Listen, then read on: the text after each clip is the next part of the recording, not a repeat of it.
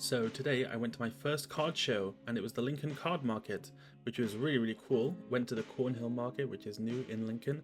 They've taken over the back half of the space, which is really cool. So not too intimidating as a first event, which is always nice. Every table had a really good mix of products. They had painted binders, retail card products at market price of course, and tons of singles you can look at. Every single store had a really good range, from vintage to reverse holos and holos, and illustration rares, which is what I was looking for today.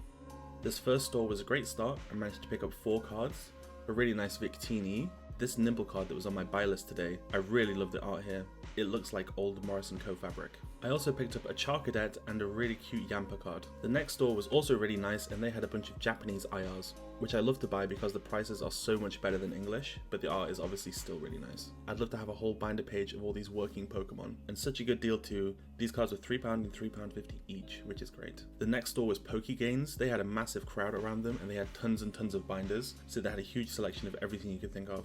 I immediately went to digging around the £3 and under binder. They had some really good cards there, but nothing that I was super interested in. I went and had a look at the display with all the slabs in it and got very jealous. They had some really good stuff there, but definitely out the budget for today.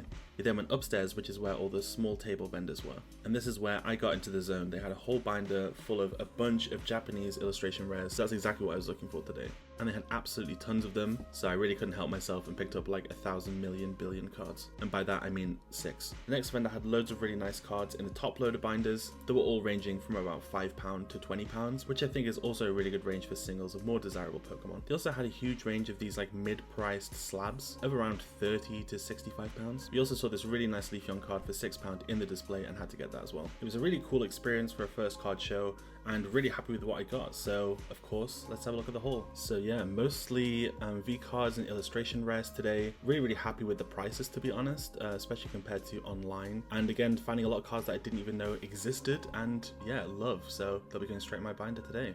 Thanks so much for watching, see you guys in the next video.